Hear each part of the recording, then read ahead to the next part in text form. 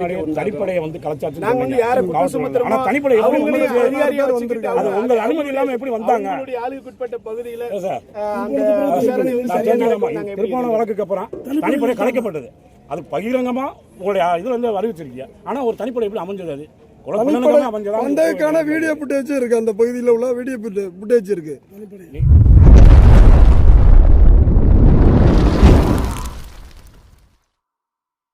என்னுடைய செயலும் சிந்தனையிலும் இந்த சமூகத்துக்கு பயனுள்ளதாக இருக்குன்னு நினைக்கிறவங்க மட்டும் இந்த மூவேந்தர் மீடியாவை சப்ஸ்கிரைப் பண்ணிவிட்டு பெல் ஐக்கான் ஆல் கொடுத்து வந்து ஃபாலோ பண்ணிக்கோங்க. மூவேந்தர் மீடியாவுக்கு உதவணும்னு நினைக்கிற உறவுகள் கீழே கொடுக்கப்பட்டுள்ள வாட்ஸ்அப் நம்பருக்கு தொடர்பு கொள்ளுங்கள். நன்றி.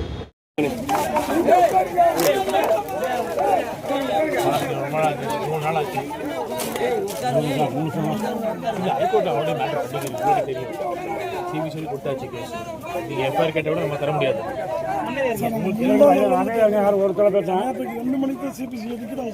அன்னைக்கு நைட்டு நம்ம சிபிசிஐ போச்சு. மதுரை சிபிஐ எஃப்ஐஆர் போட்டதோ 7ஆம் தேதி நீதிமன்றத்துக்கு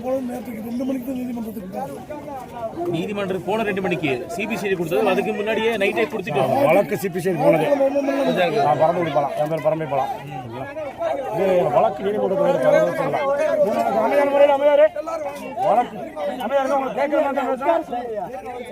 சம்பவம் நடந்து காவல்துறை முறையில் தான் இந்த சம்பவம் நடந்தது. நாங்கள் வந்து ஒரு 3 நாளாக போராட்டம் பண்ணிட்டு இருக்கோம். எங்களுடைய போராட்டத்துக்கான கோரிக்கை என்னன்னா, காவல்துறை வந்து விசாரணையை கூட்டிட்டு போன தம்பியை தான் வந்து இறந்திருக்கான். அந்த இறப்புல வந்து ஒரு குறிப்பிட்ட காவல் அதிகாரிகள் வந்து குறிப்பாக திருப்பவனம் ஆய்வாளர், நம்ம மானாமரக்கா சார்பு ஆய்வாளர், அந்த ஸ்பெஷல் டீம்ல இருக்கிற ஒரு 16 பேர், இவங்க வந்து ஹராஸ்மெண்ட் பண்ணி தான் அந்த தம்பி வந்து இறந்துற நாங்கள் வந்து கிளைம் பண்ணுறோம். எங்களுக்கு குறைஞ்சபட்சம் அந்த தம்பியை கூட்டிட்டு போயிருக்காங்க. அந்த அவன் இறந்திருக்கான். அதுக்கு வந்து ஒரு முதல் தகவல் அறிக்கையாச்சும் எங்களுக்கு தரணும்ல சார்.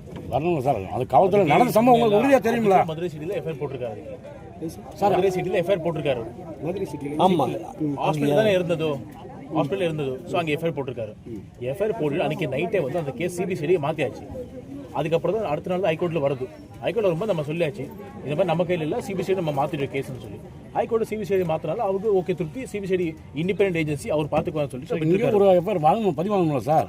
அந்த எஃப்ஐஆர் ஃபைல் ஆகணும். ஃபர்ஸ்ட் வந்து இதுதான் எப்படி நடக்கும்ல ஃபுல்லாக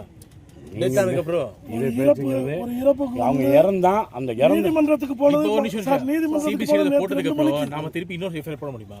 நீங்க சொல்லுங்க. சிபிசிஐ ஆல்ரெடி போச்சு. முந்தானே நைட்டே கொடுத்துட்டு சிபிஐ கொடுத்துட்டோம். எஃப்ஐஆர் மாத்த தான் சொல்லுங்க. வழக்கு சிபிசிஐ மாறி இருக்கு, ஆனா எஃப்ஐஆர் ஃபைல் ஆகலாம். எஃப்ஐஆர் 1/26 நம்பர் கிரைம் நம்பருக்கு யார் மேல சார் பதிவா இருக்கு? யார் மேலும் இல்ல. இன்வெஸ்டிகேஷன் நடந்துருக்கு. சிபிசிஐடி எஸ்பில வந்திருக்காரு. ஆனா அந்த விசாரணை வந்து முழுக்க காவல்துறை தான் காரணம் தெரியும். குற்றம் சாட்டல இல்ல, உண்மை குற்ற சம்பவம் நடக்கட்டும். இல்ல சொல்லல. சரியா, நீங்க சொல்ற சம்பவத்தை நீங்க ஏத்துக்கீங்க சார். நாங்க உங்க வாதம் பண்ண சொல்லல. எஸ்பி டிஎஸ்பி இன்ஸ்பெக்டர் எல்லாமே வந்து அன்னைக்கு மாராம ஸ்டேஷன் தாரோ இங்க இந்த இடத்துக்கெல்லாம் போய் பார்த்துருக்காரு. சரியா, இன்வெஸ்டிகேஷன் ஸ்டார்ட் ஆயிடுச்சு ஆல்ரெடி. ஆனதுக்கு அப்புறம் இல்ல அதுக்கு முன்னாடியோ கூட இவரு இப்போ 8ஆம் தேதி மார்னிங் வந்து எஃப்ஐஆர் போட்டாச்சு. சிபிசிஐடி ஒரு பதில் sir. FIR copy okay sir, ஆனா இது வரணும்ல சார் உங்களுக்கு. அந்த எஃப்ஐஆர் காப்பி ஒன்றும் பிரச்சனை இல்லையே. அன்னைக்கு கேட்டது அன்னைக்கு கிரைம் நம்பர் மட்டும் வரேன். அவங்க விசாரணையின் பேர்ல தான் வரேன். ஆனா அந்த கூட்டிட்டு போன பையன் மேல அந்த காவல்துறை மேல இதுவரை எஃப்ஐஆர் ஃபைல் ஆயிருக்கு. அதுலயே போட்டு தான் இன்வெஸ்டிகேஷன் நடக்கும். சரி, அவங்க மேல பண்ணல சார். எங்களுக்கு கூட்டிட்டு போனது காவல்துறை. அவனை கொண்டது ஆகாச கொண்டது காவல்துறை மேல காவலர்கள் மேல வழக்கு போட்டு நாங்க ஞாயிற்றுக்கிழமை 9 மணிக்கு இந்த வழக்குல தான் அந்த என்கொயரி நடக்கும். அதான் சொல்லிட்டு 9 மணிக்கு உட்கார்ந்தோம். நேற்றைக்கு 2 மணிக்கு பிறகுதான் நீதிமன்றத்துல இது போயிருக்கு. நாங்க முந்தா நாள் காலைல 9 மணிக்குள்ள இங்க உட்கார்ந்துட்டோம். எந்த காவலர்கள் கூட்டு போயிட்டா ஆகாசம் கொல்லப்பட்டான். அந்த அவங்க மேல கொலை குற்றச்சாட்டுல நாங்க 3 நாளா வரல சார். அது வந்து கோர்ட்ல போய் தான் உங்க கோரிக்கை என்ன சொல்லுங்க? அவங்க மேல வழக்கு போடணும். அந்த வழக்கு தான் சிபிசிஐ போட்டு சொல்லிட்டு அதுலயே எஃப்ஐஆர் அவங்க பேர் வரணும். இல்ல கோர்ட்ல சொல்லிக்க மாட்டாரா நமக்கு? கோர்ட்ல ஸ்கில்ஸ் கேட்க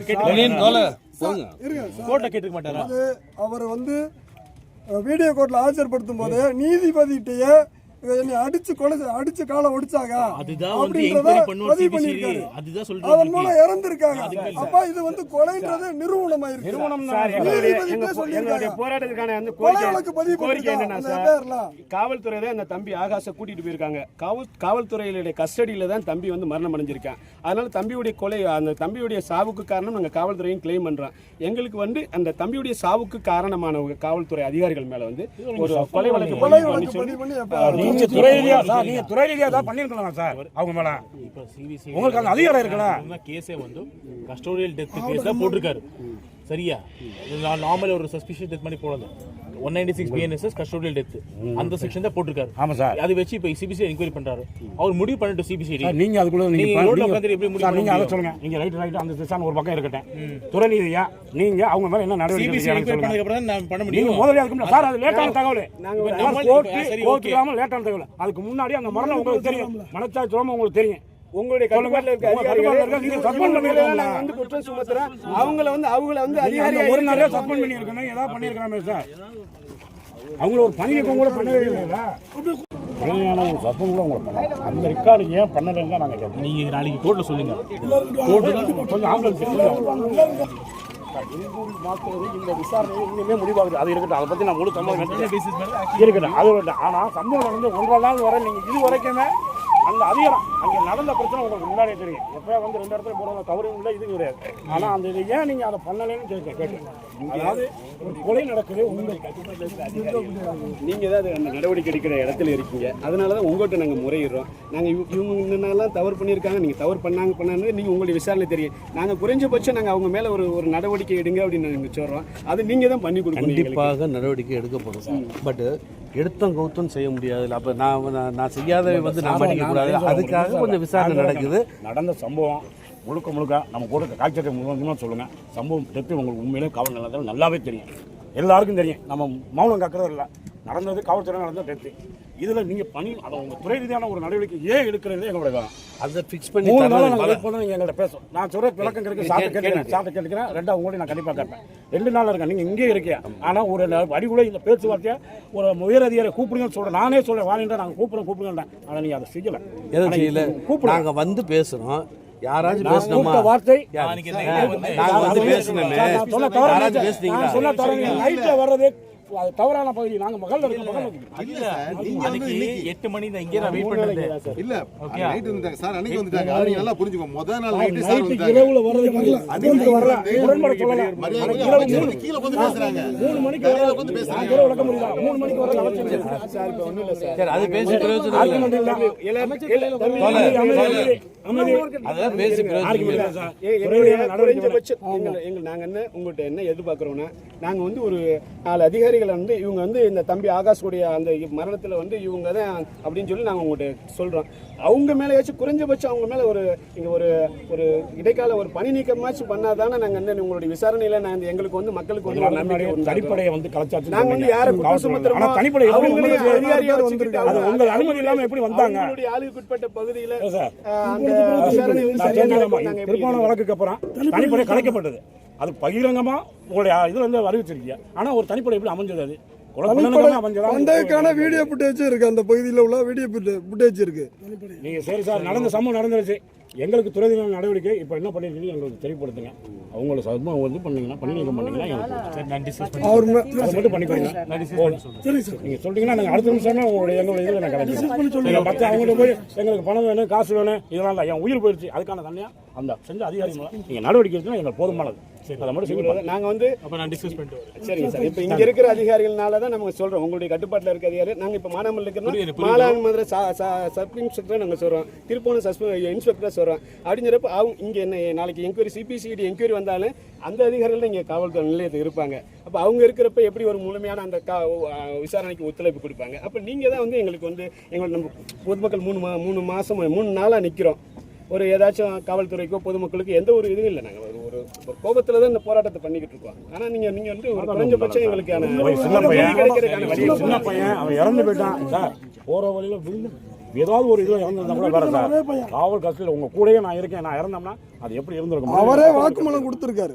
அவரே வாக்குமூலம் ஜட்ஜிட்டே கொடுத்துருக்காரு. அது வீடியோ ஃபுட்டேஜ் இருக்கு. அப்போ அன்னைக்கே அதை நடவடிக்கை எடுத்தா நாங்க எங்களுடைய கோரிக்கையில போல நிறைவேறும். அதை நீங்க வந்து இது பண்ணிக்கலாம். சரி சார், சரி சரி. ராஜா மதுரை இப்ப ரெண்டு பக்கம் மொத்தமா மறிச்சுக்கோ. இந்த பக்கம் போகக்கூடிய ஒரு பக்கமா கூட உட்கார்ந்தீங்கன்னா கூட தொந்தரவு இல்லாம இருக்கும். உங்களுக்கு அடையாளம் அதை மட்டும் செஞ்சு கொடுங்க. ஒரு பக்கம் மாத்தி வச்சுக்கலாம். ஏதோ மறைக்கிறா உங்களை கும்பிட்டு கேட்கறேன் சார், அதெல்லாம் எல்லாம் ஃப்ரீயா போயிட்டு இருக்குது சார். இவர் இருக்காரு சார், இவர்கிட்ட கேளுங்க. எல்லாம் ஃப்ரீயா ஆம்புலன்ஸ் எல்லாத்தையும் அனுமதிச்சிருக்கோம். பால் வண்டி ஒரு மணி நேரம் 1/2 மணி நேரத்துல எங்களுக்கு தகவல் சொல்லிடுறியா? அந்த நல்ல இதுல நல்ல செய்தி உட்கார்ந்துருக்கோம். அதோட நீ முடிவு பண்ணோன்னு நான் கலந்துருவோம். வந்து நம்மளால முடிஞ்சு